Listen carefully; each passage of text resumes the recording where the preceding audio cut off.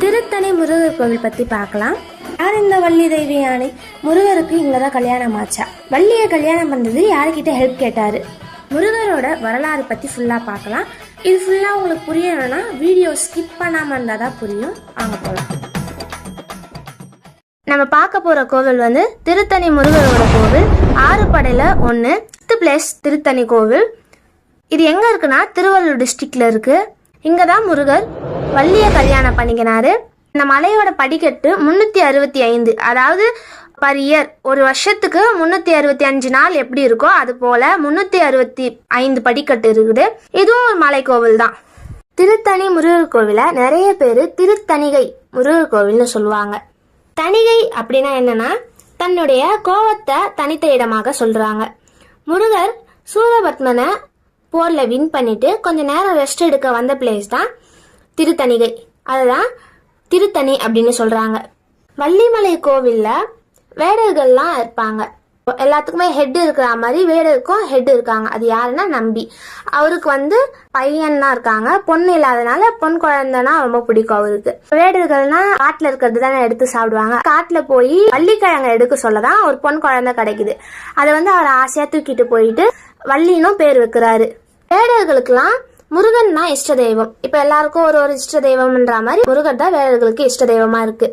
அப்புறம் வள்ளிக்கு வந்து கொஞ்சம் ஏஜ் ஆயிட்ட பேருக்கு அவங்களுக்குள்ள வழக்குப்படி அவங்களோட திணை அந்த வயல்களை வந்து பாதுகாப்பாக பார்த்துக்கணும். வள்ளி வந்து பார்த்துட்டு இருக்க சொல்ல நாரதர் அந்த சைடு சும்மா வராரு. இவளோட அழகை பார்த்துட்டு முருகர்கிட்ட போய் சொல்றாரு வள்ளியை கல்யாணம் பண்ணிக்கோ அப்படின்ட்டு. அதனால முருகரும் கணேசன் கிட்ட ஹெல்ப் கேட்குறாரு. நம்பி கேட்டு அண்ணன் ஹெல்ப் பண்ணாம இருப்பாரா? அதனால அண்ணனும் யானையா போறாரு ஒரு நாளைக்கு. அப்போ வந்து முருகர் வந்து வயதான வேடத்துல வராரு. யானை வந்து துரத்த ட்ரை பண்ணுது. அப்போ வந்து முருகர் சொல்றாரு, நீ வந்து என்ன கல்யாணம் பண்ணிக்கினா காப்பாத்துவேன் அப்படின்னு சொல்றாரு. அவங்களும் அப்ப என்ன பண்றதுன்னு தெரியாம ஓகே சொல்லிடுவாங்க. அதுக்கப்புறமேட்டுக்கா இவரோட என்ட்ரியை கொடுப்பாரு, அதாவது ஹீரோ என்ட்ரி. அப்புறம் வள்ளி வந்து அவங்க அப்பாவோட சம்மதத்தோட முருகரை கல்யாணம் பண்ணிக்கிறாங்க. யார் இந்த வள்ளி தெய்வ யானை? முன் ஜென்மத்துல வந்து சிஸ்டர்ஸா இருக்காங்க, மகாவிஷ்ணுவோட டாட்டர்ஸ், மகாவிஷ்ணுவோட மகள்களா இருக்காங்க வள்ளி தெய்வ யானை. அப்பயே முருகர் மேல ரொம்ப ஆசை. அதனால தீவிரமா தவம் இருக்காங்க முருகருக்காக. அவரும் காட்சியளிக்கிறாரு. வள்ளி தெய்வ யானை கேக்குறாங்க, நாங்க உங்களை கல்யாணம் பண்ணிக்கணும் அப்படின்ட்டு. அதுக்கு வந்து முருகர் ஒரு ட்விஸ்ட் வைக்கிறாரு. அடுத்த ஜென்மத்துல உங்களை நாங்க கல்யாணம் பண்ணிக்கிறேன் அப்படின்னு சொல்றாங்க. அதனாலதான் அடுத்த ஜென்மமா வள்ளி வந்து நம்பியோட பொண்ணாவும் தெய்வயானை வந்து இந்திரனோட பொண்ணாவும் பிறக்கிறாங்க. சரி, எப்படி வள்ளி தெய்வயானை அப்படின்னு நேம் வந்துச்சு?